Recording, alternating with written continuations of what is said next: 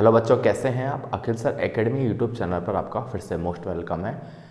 आज हम बात करेंगे ट्रिग्नोमेट्री के लेक्चर नेक्स्ट है हमारा 3.4 एक्सरसाइज पे।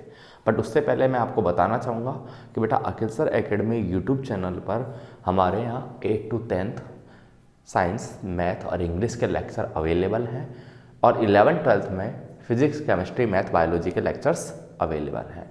तो आज हम बात कर रहे हैं क्लास 11th की और मैंने जो चैप्टर लिया है वो है ट्रिग्नोमेट्री।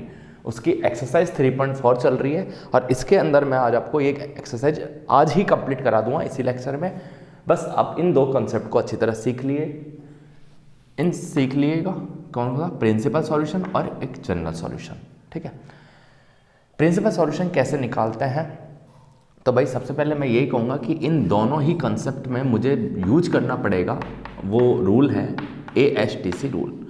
यदि आपको ASTC रूल की नॉलेज बिल्कुल भी नहीं है तो आप इसी चैनल पर क्लास 10th के लेक्चर्स में देख सकते हैं ट्रिग्नोमेट्री, वहाँ भी मैंने ASTC पूरा कवर किया है।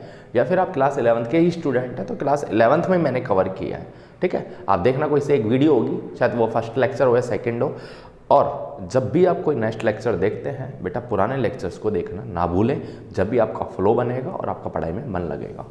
ठीक है, तो बात करते हैं प्रिंसिपल वैल्यू कैसे निकालते हैं। तो देखो यार बच्चों, जैसे मैंने एक छोटा सा क्वेश्चन पूछा आपसे, कंसेप्ट क्लियर कर लेना पहले।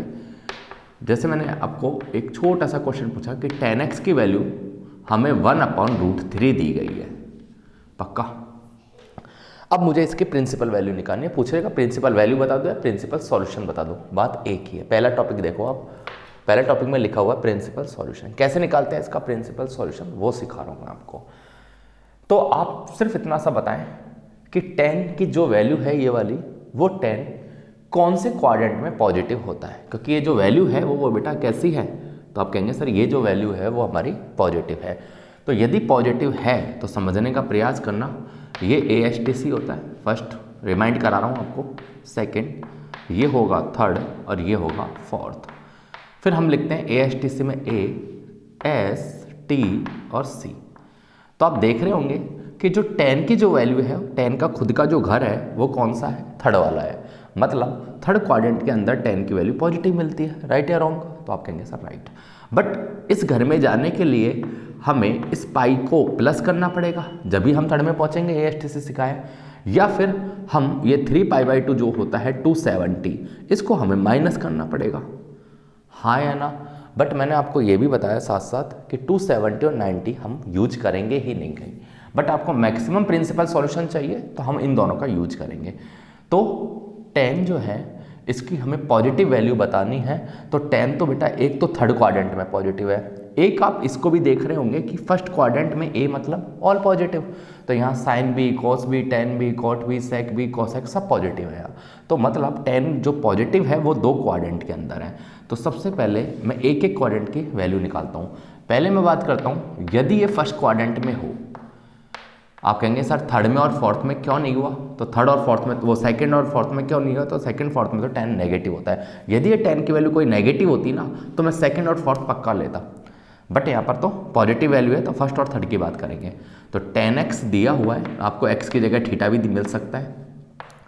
अब फर्स्ट क्वाड्रेंट में जाने के लिए क्या है? तो फर्स्ट में तो मैंने आपको पहले ही बताया कि जो भी आप 9th, 10th, 11th में जो भी आप टेबल पढ़ते आ रहे हैं 0, 30, 45, 60, 90 वो सब फर्स्ट क्वाड्रेंट से ही मिलकर बनी हुई है। तो आप देखेंगे कि फर्स्ट क्वाड्रेंट में यदि हम डायरेक्ट बात करें तो 10 या रेडियन के हिसाब से काम कर लें या डिग्री के हिसाब से कर लें।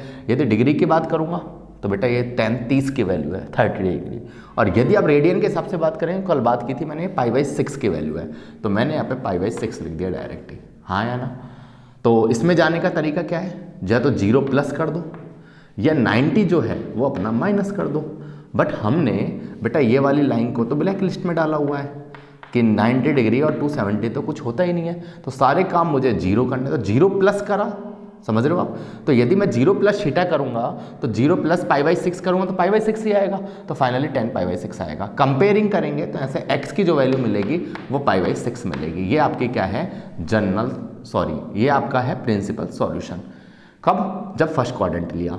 अब मैं बात करूंगा कौन से क्वाड्रेंट की? थर्ड क्वाड्रेंट की। यदि मैं थर्ड क्वाड्रेंट की बात करता हूं तो आप समझें कि 10x तो है ही। अब थर्ड क्वाड्रेंट में जाने के लिए मुझे पाई प्लस करना पड़ेगा या 270 माइनस। तो आप कहेंगे सर आप दोनों कर सकते हैं, कैसे भी कर लें, बट 270 और 90 तो ब्लैक लिस्ट में है, तो बेटा हमको तो पाई की हेल्प लेनी पड़ेगी। तो हम 10 है ही और पाई प्लस करेंगे, तो पाई प्लस करेंगे, कितना प्लस करेंगे, तो आप कहेंगे सर पाई प्लस कितना करेंगे, जितना एंगल है, और एंगल कितना है 1/√3 किसकी वैल्यू होती है, 10 30 की वैल्यू होती है, तो हम 30 मतलब पाई/6 लिख देंगे यहाँ। भाई पाई प्लस 30 डिग्री करेंगे जब भी तो आप थर्ड क्वाड्रेंट में जाएंगे, हाँ या ना। तो फाइनली आप कंपेयरिंग करेंगे तो 10 से 10 तो कट ही जाएगा, कटता नहीं है वैसे, बस शो ऑफ हो जाता है। तो x की जो वैल्यू आएगी वो एलसीएम लेंगे आप, तो 6 पाई प्लस पाई ये आएगी 7 पाई/6। तो आपसे इस क्वेश्चन के अंदर मैंने यही पूछा था कि आप मुझे प्रिंसिपल सॉल्यूशन निकाल के बताएं, तो हमारा आंसर आया x की वैल्यू पाई/6 और दूसरा आया x की वैल्यू 7 पाई/6। तो कभी भी प्रिंसिपल सॉल्यूशन निकालते हैं तो हमें हर क्वेश्चन की दो दो वैल्यू निकालनी है। ये मैंने आपको कंसेप्ट क्लियर किया है पॉजिटिव वैल्यू वाला। एक नेगेटिव वाली वैल्यू का भी लेकर चलता हूँ, उसके बाद मेरा जो पहला कंसेप्ट है प्रिंसिपल सॉल्यूशन कंप्लीट हो जाएगा, आप कैसे भी क्वेश्चन कर सकते हैं, ठीक है। बट आपको ASTC की पूरी नॉलेज होनी चाहिए, ठीक है। तो एक बार इसको आप राइट डाउन करें, मैं आपको 10 सेकंड का टाइम देता हूं। आइए बच्चों नेक्स्ट क्वेश्चन की तरफ चलते हैं। नेक्स्ट है cot x इक्वल टू -√3। ये बस सोचना कि कंसेप्ट चेंज, कंसेप्ट बेटा वही प्रिंसिपल सॉल्यूशन वाला चल रहा है। तो आप मुझे बताएं कि cot नेगेटिव कौन कौन से में होता है। अब मैं ASTC बनाकर नहीं बताऊंगा, चलो फिर भी कई बच्चे सोचते हैं सर एक और बता दो, तो फिर बता देता हूँ। ASTC आप लिखेंगे तो आप ये देखना है, तो C मतलब क्या होता है, तो C मतलब होता है बेटा कॉस और सेक। कई बच्चे इसको कॉट ले लेते हैं, गलत। तो कॉट का घर कौन सा है, tan और कॉट के साथ पॉजिटिव आता है थर्ड क्वाड्रेंट में। A मतलब ऑल पॉजिटिव फर्स्ट में आता है, बाकी दोनों तरफ कॉट पॉजिटिव आएगा। A में तो सब आते हैं पॉजिटिव, T और tan कॉट थर्ड में पॉजिटिव आते हैं। बाकी कौन कौन सा क्वाड्रेंट में कॉट नेगेटिव आता है, तो आप कहेंगे सर एक तो आएगा सेकंड में और एक आएगा फोर्थ में, हाँ या ना, पता लग गया। तो यदि हम सेकंड क्वाड्रेंट के हिसाब से वैल्यू निकालें, प्रिंसिपल सॉल्यूशन निकालें, तो मैंने आपको पहले ही बताया कि सेकंड में जाने का तरीका क्या है। तो एक तो ये तरीका कि आप पाई/2 90 कर दे प्लस, या फिर आप पाई माइनस कर दे। बट मैंने आपको बताया कि ये वाली लाइन हमारी ब्लैक लिस्ट है, इसलिए हम जो भी क्वेश्चन करेंगे उसको पाई-थीटा करेंगे। थीटा वो वैल्यू होती है जो ओरिजिनल √3 किसकी वैल्यू होती है कॉट के अंदर। भाई कॉट के अंदर ओरिजिनल √3 क्या होता है, तो आप कहेंगे सर 30 होता है। कॉट के अंदर मैं वापस वैल्यू बता देता हूँ, tan की वैल्यू होती है 0, 1/√3, 1 फिर √3 फिर इन्फिनेटिव, वो इन्फिनेटिव फिर √3 फिर 1 फिर 1/√3 और 0। तो इस प्रकार से जो √3 होती है वो 30 की वैल्यू होती है, हाँ या ना। तो हम बात करेंगे cot x इक्वल टू, अब यदि मुझे इसको कौन से क्वाड्रेंट में भेजना है, सेकंड में, तो पाई माइनस करना पड़ेगा, और कितना करना पड़ेगा 30 को हम बोलते हैं पाई/6। भाई पाई 180 होता है, 180 में 6 का भाग देंगे तो 30 आ जाएगा, ठीक है। तो कंपेयरिंग करेंगे तो x की जो वैल्यू आएगी, एलसीएम लोगे आप तो ये आएगी 5 पाई/6। तो एक प्रिंसिपल सॉल्यूशन आपके सामने आ चुका है। ऐसे बहुत सारे सवाल होंगे, आपको ही बनाने हैं, ठीक है। फिर हम बात करते हैं कौन सा क्वाड्रेंट लिया था हमने, और फोर्थ क्वाड्रेंट। यदि मुझे इसके अंदर नेगेटिव वैल्यू चाहिए, तो फोर्थ क्वाड्रेंट के अंदर वैल्यू नेगेटिव चाहिए, तो cot x equal to cot. अब फोर्थ क्वाड्रेंट के में कैसे जाएं, तो ये होता है बेटा 2 पाई, या इसको बोल सकते हैं 0, एक ही बात है। तो एक तरीका तो ये है कि इससे प्लस कर दें, बट ये तो ब्लैक लिस्ट है, तो आप यहाँ से आना पड़ेगा 2 पाई माइनस से, ठीक है। आप 0 माइनस नहीं कह सकते, क्योंकि 0 माइनस कहेंगे तो फिर माइनस वाली प्रॉपर्टी लग जाएगी, वो हम 12th क्लास में सीखेंगे। तो 2 पाई माइनस करेंगे, तो मैं यहाँ लिख देता हूँ 2 पाई माइनस कितना डिग्री एंगल चाहिए, ये पाई/6 की वैल्यू होती है क्योंकि 30 होता है। तो फाइनली आप सॉल्व करेंगे यहाँ से, तो कंपेयरिंग करने पर x इक्वल टू एलसीएम लेंगे तो 12 - 1 ये आएगा 11 पाई/6। तो बहुत ही ईजी है कि यदि किसी भी ट्रिग्नोमेट्रिक यदि आपको कंसेप्ट दिया हुआ है, कोई इक्वेशन दी हुई है, तो आप उसकी प्रिंसिपल सॉल्यूशन कैसे निकालें। तो आंसर आएगा फाइनली x की वैल्यू 5 पाई/6 और दूसरा आएगा 11 पाई/6। तो एक कंसेप्ट आपका क्लियर है। ऐसे आपकी बुक में हजारों सवाल मिलेंगे, आपको कंसेप्ट क्लियर करा दिया गया है। एक बार इसको आप राइट डाउन करें, फिर मैं चलता हूं जनरल सॉल्यूशन के ऊपर।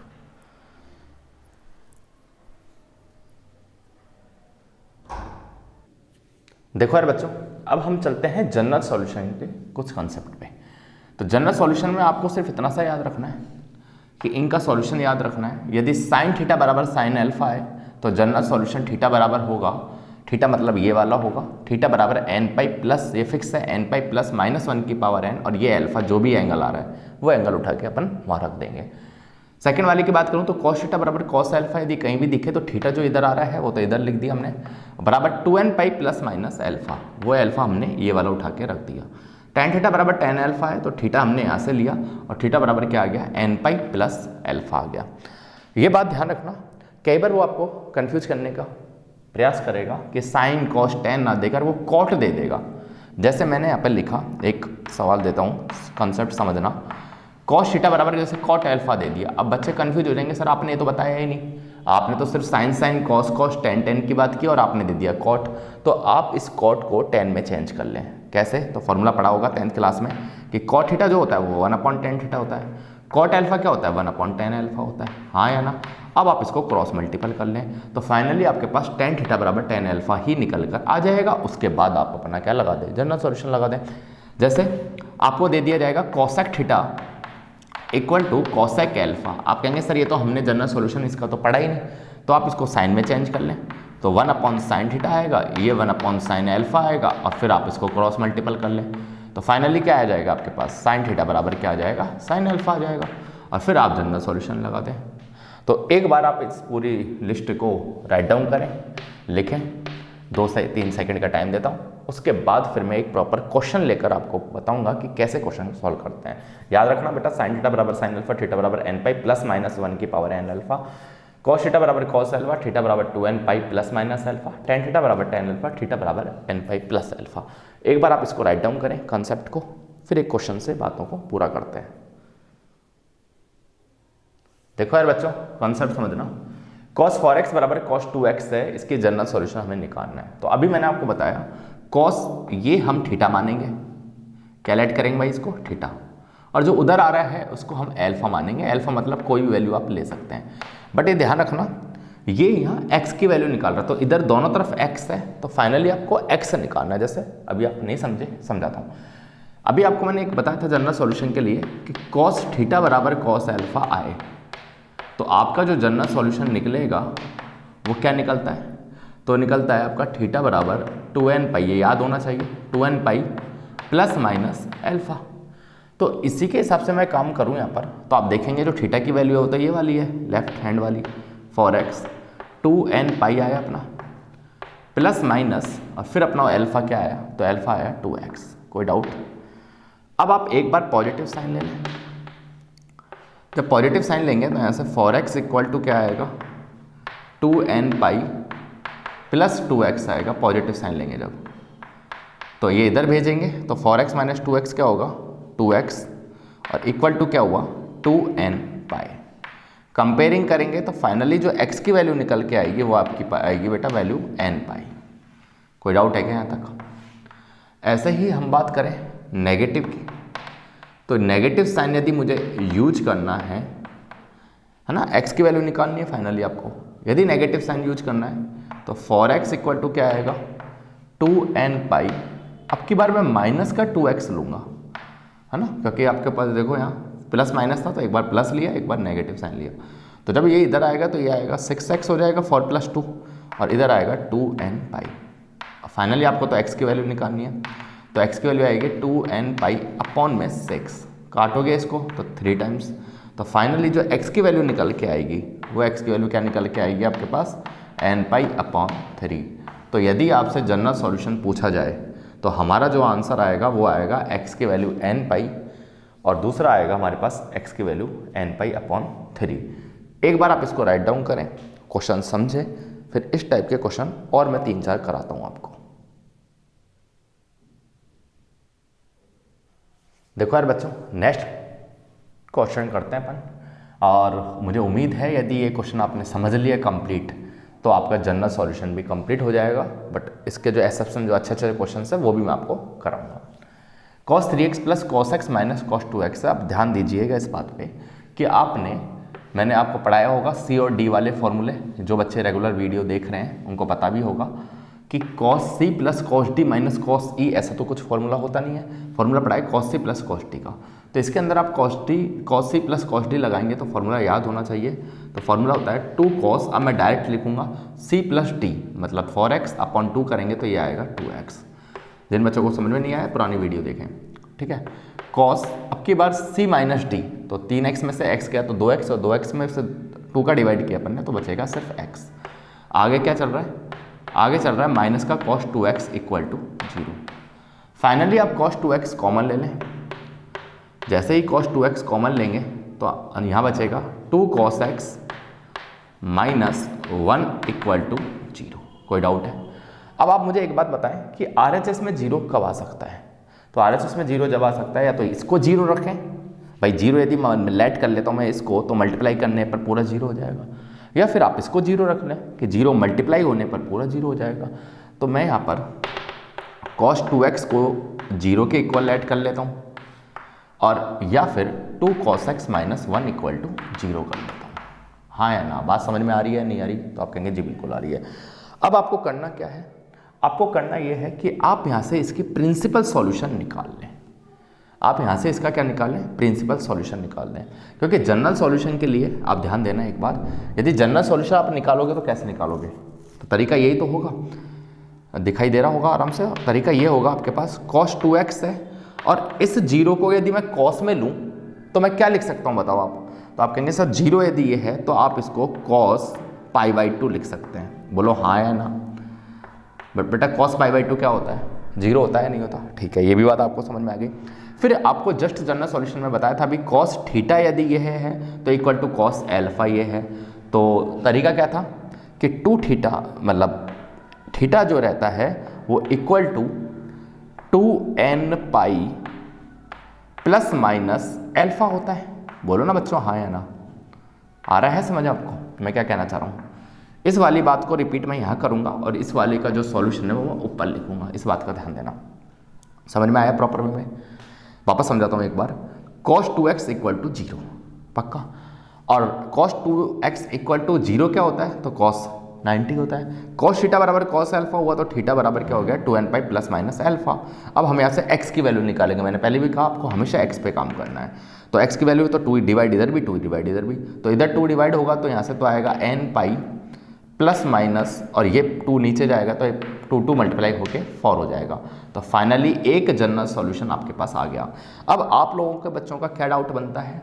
कई बच्चों के मन में आ रहा होगा, मैं खुद बता देता हूँ। कई बच्चों के मन में आएगा सर ये तो cos 2x बराबर cos 0 है। आप कहेंगे सर 0 2 बार पॉजिटिव होता है। हाँ होता है नहीं होता? भाई आपने cos 0 कैसे ले लिया, cos 90 कैसे ले लिया? आप ये भी तो कह सकते हैं कि cos 2 बार पॉजिटिव होता है, मतलब एक तो फर्स्ट में और एक फोर्थ में, तो हम 2 पाई माइनस भी तो कर सकते हैं। बिल्कुल, जो बच्चे मेरी बात समझ पाए। एक बार डिटेल बताता हूँ यहाँ पर समझना। कई बच्चों का कहना यह है कि सर 0 डिग्री आप लेके चल रहे हैं, cos की वैल्यू आप पॉजिटिव लेके चलते हैं तो cos तो 2 बार पॉजिटिव होता है। आपने ये वाला ही फर्स्ट क्वाड्रेंट क्यों सेलेक्ट किया? आपने डायरेक्ट वैल्यू लिख दी, मतलब जो 9th 10th के हिसाब से लिख दी डायरेक्ट वैल्यू, तो फर्स्ट क्वाड्रेंट यूज किया है। जबकि cos पॉजिटिव ये भी तो हो सकता है, इसको हम 2 पाई माइनस भी तो कर सकते हैं, बट क्यों नहीं किया आपने? तो ध्यान देना बच्चों, प्रिंसिपल जो जनरल सॉल्यूशन ये कहता है कि जनरल सॉल्यूशन यदि आपके हिसाब से दो प्रिंसिपल वैल्यू के हिसाब से दो जनरल सॉल्यूशन निकलेंगे, लेकिन जनरल सॉल्यूशन हमेशा छोटी वाली वैल्यू का ही निकलता है। मतलब फर्स्ट क्वाड्रेंट में वैल्यू छोटी मिलेगी या फोर्थ में? तो आप कहेंगे सर फर्स्ट में, क्योंकि फर्स्ट से बड़ा सेकंड, सेकंड से बड़ा थर्ड, थर्ड फोर्थ तो और भी बड़ा हो गया। तो छोटे वाले वैल्यू को, मतलब छोटे वाले जो क्वाड्रेंट है उसको कंसीडर करना होता है, इसलिए जनरल सॉल्यूशन निकला। सपोज दैट यदि ये सेकंड और थर्ड होता तो फिर हम सेकंड वाले को कंसीडर करते, छोटे वाले को। ठीक है, उम्मीद करता हूँ समझ में आ गया होगा आपको। अब मैं इस वाले के ऊपर चलता हूँ और बची हुई बात यहाँ से कंप्लीट करता हूँ। सेकंड है 2 cos x minus 1 equal to 0। तो यदि मैं ऐसे cos x की वैल्यू निकालूंगा तो क्या निकलेगी? तो उधर भेजा तो हाफ निकलेगी या नहीं निकलेगी? अब वही अभी सिखाया, cos 2 बार पॉजिटिव होगा पॉजिटिव, बिल्कुल सही बात है। फर्स्ट में होगा और फोर्थ में होगा, छोटा वाला लेना है फर्स्ट वाला। तो हमेशा फर्स्ट क्वाड्रेंट के हिसाब से मुझे काम करना है। फोर्थ वाले से भी आप सही कह रहे हैं, हो सकता है। तो cos x इक्वल टू क्या होगा? cos फर्स्ट में इसको बोलते हैं डायरेक्ट, बताओ किसकी वैल्यू होगी ये? तो आप कहेंगे सर ये π/3 की होगी, क्योंकि cos 60 की वैल्यू क्या होती है? हाफ होती है। अब cos थीटा बराबर cos अल्फा हो गया, तो जनरल सॉल्यूशन क्या था? थीटा इक्वल टू, तो थीटा x ही है, 2n pi plus minus alpha क्या है भाई? π/3। तो x की वैल्यू निकालनी थी, निकल गई x की वैल्यू। कोई डाउट हो तो बताओ। तो यही मेरा जनरल सॉल्यूशन का आंसर है। एक तो फर्स्ट ये वाला और एक सेकंड ये वाला। दो क्यों निकले इसके अंदर, तो एक बार इसकी वैल्यू से निकला, एक बार इसकी वैल्यू से निकला। जिसको समझ में आया हो कॉन्वोल्यूशन बेटा, उसने इस कंसेप्ट को, दोनों कंसेप्ट को ढंग से सीख लिया है। बाकी जिसको समझ में नहीं आया, मैं 2 क्वेश्चन और करा देता हूँ, ठीक है, उससे मेरी बात प्रॉपर वे में ख़त्म हो जाएगी और हम इस लेक्चर को कंप्लीट कर लेंगे। देखो यार बच्चों, नेक्स्ट क्वेश्चन की तरफ चलते हैं। sin 2x plus cos x equal to मैंने 0 लिया। अब जनरल सॉल्यूशन यदि हम फाइंड कर रहे हैं तो मैंने आपको बताया तो साइन साइन मिलेगा, कॉस कॉस मिलेगा, टेन टेन मिलेगा। फिर मैंने बताया यदि एसएप्शन कहीं दिख जाए, कॉट कॉट दिख जाए तो साइन आप उसको टेन में बदल लो, कॉसेक दिख जाए दोनों तरफ तो आप उसको साइन में बदल दो, सेक दिख जाए तो आप कॉस में बदल दो। बट ये तो साइन और कॉस है, इधर उधर भी भेजेंगे तो फिर बदलेंगे कैसे, तो आप समझ जाना यह एक आइडेंटिटी लगने वाली है। आपको फॉर्मूले सारे लिखवाए गए हैं स्लाइड के अंदर, आप देखें तो sin 2x जो होता है फॉर्मूला वो होता है 2 sin x cos x, 2 sin x cos x ये फॉर्मूला होता है। आगे दे रखा है plus cos x equal to 0, आया ना। तो फाइनली आपको cos x क्या है, कॉमन लेना है, तो यहाँ बचेगा 2 sin x plus 1 equal to 0, आया ना। थोड़ा बड़ा लिखता हूँ मैं, 2 sin x plus 1 equal to 0, पक्का, ठीक है। तो इक्वल में 0 कब कब आ सकता है, या तो वो cos x इक्वल टू 0 है, या 2 sin x प्लस 1 बराबर 0 है। ये जब भी आ सकता है भाई, और कोई कंडीशन नहीं है। अब आप मुझे एक बात बताएं कि cos x बराबर 0 है तो cos पॉजिटिव कौन कौन से क्वाड्रेंट में होगा, आप कहेंगे सर एक तो फर्स्ट में होगा, फोर्थ में होगा, छोटे वाला लेना है हमें, फर्स्ट वाला। तो cos x इक्वल टू, ध्यान देना अभी थोड़ी देर पहले ही बताया, cos x इक्वल टू ये हम लिख सकते हैं cos 90। तो फाइनली यदि यहाँ से हम थीटा की बात करें तो मैं डायरेक्ट लिख रहा हूँ थीटा जो भी होगा ये वाला इक्वल टू 2n पाई, ठीक है, प्लस माइनस एल्फा मतलब π/2। यही मेरा क्या है, आंसर है पहले वाले का। सेकंड वाले पे हम चलें तो यहाँ से sin x की यदि वैल्यू मैं निकालूँ तो माइनस की हाफ आएगी। अब मैं आपसे पूछूँ साइन नेगेटिव है, साइन की वैल्यू कैसी है, नेगेटिव है, तो साइन कौन कौन से क्वाड्रेंट में नेगेटिव होता है बता सकते हैं आप। तो फर्स्ट में सब पॉजिटिव है, सेकंड में वो खुद का घर है, थर्ड और फोर्थ में पॉजिटिव होता है। थर्ड और फोर्थ में तो छोटा वाला कौन सा है, थर्ड वाला। तो हमें जो काम करना है जनरल सॉल्यूशन के अंदर वो छोटे वाले एंगल को लेके चलना है। तो यदि थर्ड क्वाड्रेंट की मैं बात करूँ तो साइन एक्स तो है ही, और थर्ड क्वाड्रेंट में यदि मैं वैल्यू पहुँचाऊँ, ध्यान देना भाई, थर्ड क्वाड्रेंट में यदि इसको सॉल्व करूँ, अभी सिखाया मैंने प्रिंसिपल सॉल्यूशन, तो आप मुझे बता सकते हैं कि थर्ड में जाने का तरीका क्या है। तो आप कहेंगे सर पाई प्लस कर दो, जो बच्चे समझ पाए पाई प्लस कर दो। कितना कर दो, हाफ किसकी वैल्यू होती है साइन में, साइन 30 की वैल्यू होती है, तो 30 को क्या लिखते हैं π/6। अरे बोलो ना हाँ या ना। तो साइन एक्स इक्वल टू ये क्या होगा, साइन 7π/6। अब तरीका बताया कि थीटा बराबर क्या आ गया, एल्फा। तो साइन थीटा बराबर यदि एल्फा है तो इसका जो जनरल सॉल्यूशन निकलता है वो होता है थीटा बराबर, थीटा क्या है, एक्स बराबर n पाई प्लस -1 की पावर n, ये तो सेम रहेगा। और एल्फा जो भी है, एल्फा ये वाला है 7π/6, इसको लिख दें। ये मत सोचना सर इसके प्रिंसिपल सॉल्यूशन 2 निकलेंगे तो 2 जनरल सॉल्यूशन होंगे, नहीं, मैंने पहले ही क्लियर कर दिया कि जो छोटा वाला एंगल होता है वही अपना जनरल सॉल्यूशन निकाल के देता है। तो एक बार आप इसको राइट डाउन करें, फिर आपको एक लास्ट क्वेश्चन और कराते हैं, उसके बाद फिर इस लेक्चर को कंप्लीट करते हैं।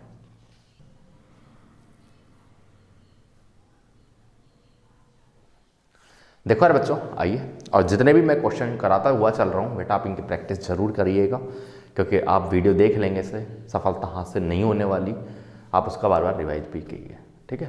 तो एक लास्ट क्वेश्चन और करते हैं। यदि मुझे इसका जनरल सॉल्यूशन निकालना है तो सीखिए। तो तरीका वही बताया, साइन साइन होगा, कॉस कॉस होगा, टेन टेन होगा, तो आप उसमें उसका बदलने का प्रयास कीजिएगा। तो सेक स्क्वायर थीटा, अब मैं पूरे को 10 में बदल रहा हूँ क्योंकि सेक और 10 में तो कुछ मैंने बताया ही नहीं जनरल सॉल्यूशन।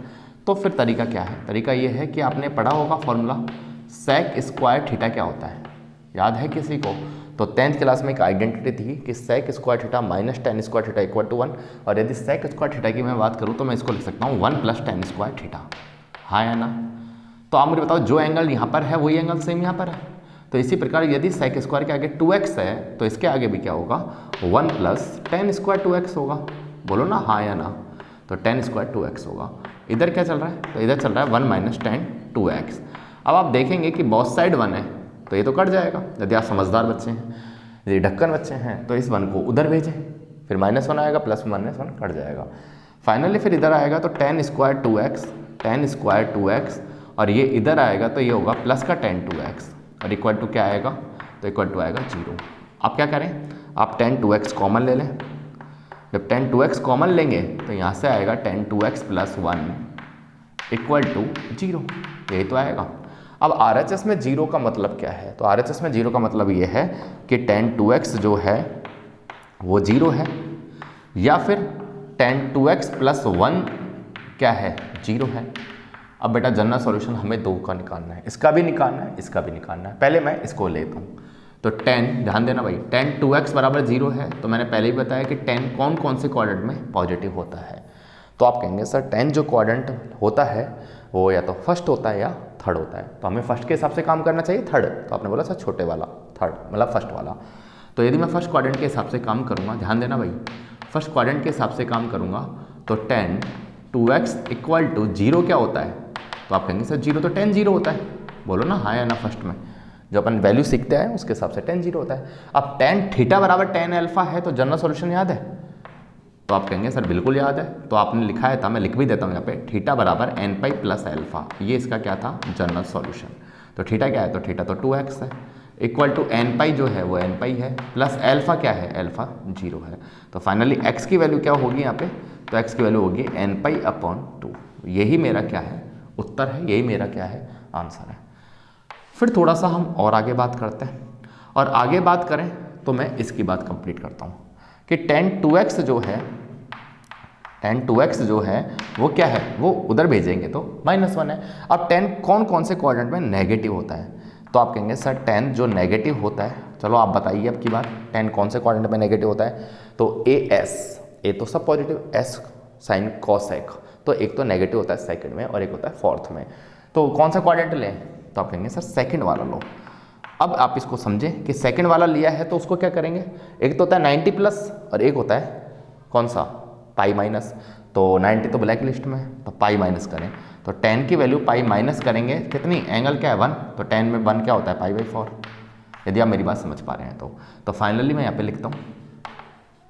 नहीं दिखे तो बेटा कमेंट बॉक्स में आप लगाना, वरना कोशिश करूँगा कि मैं आपको विजिबल करा सकूँ। तो यहाँ पे एलसीएम लूँगा तो ये क्या आएगा, 4 माइनस करें तो ये आएगा 10 3π/4, ये आएगा 10 3π/4। कोई डाउट है यहाँ तक। और टेन थीटा बराबर टेन अल्फा है, तो अभी जस्ट बताया मैंने कि थीटा बराबर होता है n pi plus alpha, n pi plus alpha, n pi plus alpha. और मुझे तो एक्स की वैल्यू निकालनी होती है हमेशा, तो मैं डिवाइड कर देता हूँ, तो ये आएगा एन पाई अपॉन 2, और ये आएगा 4 के नीचे 2, तो ये आएगा 8। तो फाइनली एक सॉल्यूशन आपका यहाँ से निकला। तो मेरे प्यारे बच्चों एक बार आप इसको राइट डाउन करें। उम्मीद करता हूँ जो मैं पढ़ा रहा हूँ यहाँ पे वो आपको समझ में आ रहा होगा।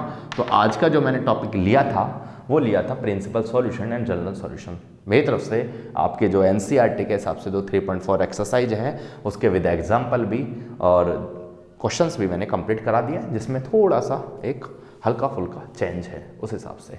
तो एक बार आप राइट डाउन करें, फिर चलते हैं।